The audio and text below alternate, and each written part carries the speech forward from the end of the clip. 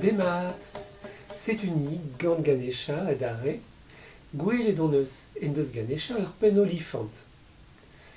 Neuze, daou stilion neus, daouz an bras. Met pa sell ur piz ouz ez rem, e weler ez eus unan an eo hag a zo tor. Perak, penaos neus torret Ganesha unan eus estilion nou, se eo tem ar videoman. Met perak ne manket en India ar vechmo. Peogwir on sur eo ganet Ganesha e landerne. Ul liam neus gant al loar, dija. A gouspense e touez an historio meus kavet, meus dibabet daou. Unan Sirius hag unan Fentusor. Unan mod broleon, unan mod brogerne. Krogomta ganini mod broleon. Un deiz, pa oa ar fur viasa o prederia en Himalaya,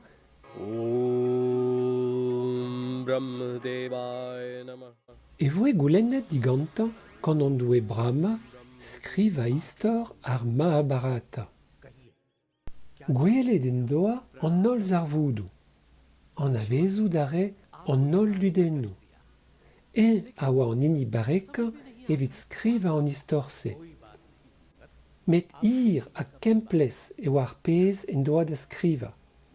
Ezon en doa da vezañ che kouret. Kinnig a reas dezhañ Brahma mont da gaout Ganesha ha goulenn digantañ reiñ an dezhañ. A santi a reas Ganesha skriva gant ma vefe disgeriet an destenn dizean.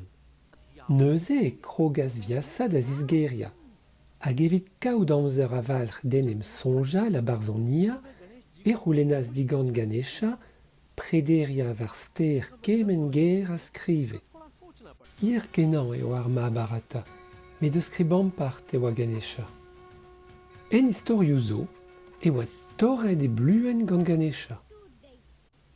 En istorioù all, n'en doa ket binvioù ken evit skriva. Met arabad e oa paouez. Neuze e torras unan eus estilionnoù evit skriva gantañ. Ur gwir abers hag a voez lammet an doueet gantañ. Pegen brav, enem a berzi evit an testennoù sakr. Ur gwir leonad eo Ganesha. Met un istor all zo memestra. Un istor hag a blij din muioc'h, leonad fall ma zon.